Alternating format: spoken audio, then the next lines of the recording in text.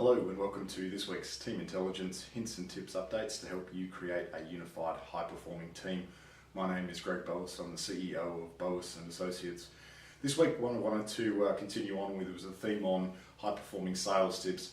I've worked in sales for over 10 years, I've worked in business-to-business sales, and I really wanted to share some of my experience and some of the secrets that I've learned to be one of the top 5% performers in the sales teams that I've worked with and for. What I really wanted to focus on today was really one of the master keys, or the master key that I've found to my success in sales, but also to find out what is consistent with every single top 5% sales performer that I've coached and worked with and alongside of in the past.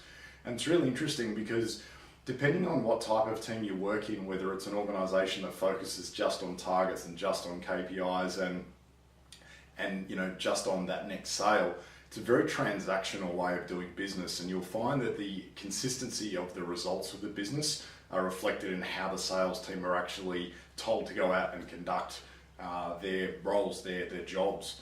And I think it's a real shame because there's a lot that is lost, a lot of opportunity that is lost by them actually doing that, that transactional style of selling. And what I wanted to do is to really flip that on its head and to sort of spread the word more about a better way of doing things and a proven way of doing things, but also a way to give you more consistent results. And what I'm talking about is relationship building in selling. Now, you've probably all heard it, you've probably read books, you've probably seen documentaries or training videos, whatever it is, preaching this relationship building. But really what it boils down to, and the bottom line here, guys, is that unless you know how to do it consistently and you have a model and a system to basis it on, it's not consistent and it's not easy. And really it's too much guesswork. So what I did when I was in my career is that I studied the extended disc system, and really what that did was it gave me the master key to understanding how people communicated, how I communicated, how I can adjust my communication style to match theirs and to build that instant rapport. Because at the end of the day, people will buy from you for two reasons. They like you and they trust you. And if you don't have the trust there to start with, you're pushing the proverbial uphill, and it's going to be one of those really long-winded processes where you probably are just wasting your time. So what I found was, by learning this, it really helped me. And really, it's also about using the relationship process to not just all of a sudden just be best mates with your future prospect, your clients, your customers, whatever you refer to them as. It's about keeping the door open for that next contact, because even if they don't need your product or service right now, you don't know when they're going to need it next.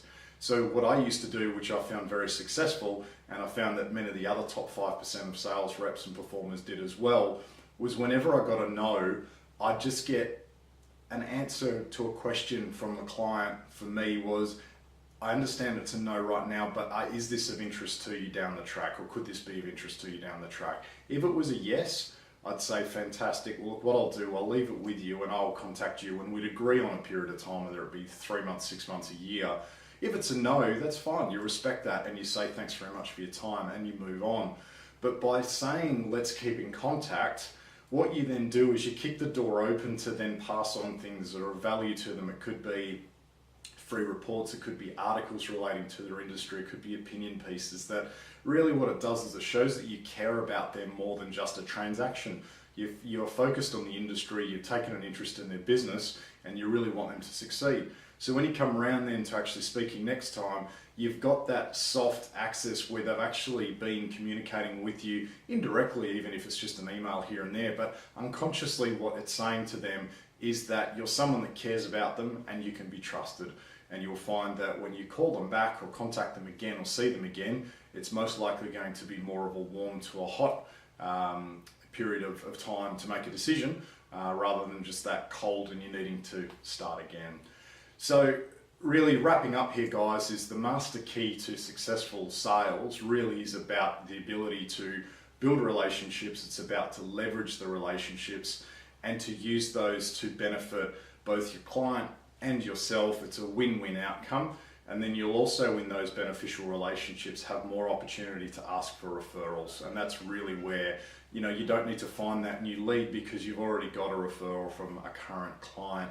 Makes your life easier. It also makes it faster. So get to know a behavioral style system like DISC. We offer both online and online and on-site training solutions for this. And our team intelligence diagnostic tool, helps you really discover what is missing in your sales team. It's that 5 to 10% gap of knowledge that really helps you get into that top 5% of the sales performers. That's a wrap for this week. Get in contact with us if you would like to know more information about how we can help you and how to get your team into that high-performing top 5% level. Our contact details are at the end of the video. Until next week, thanks for watching.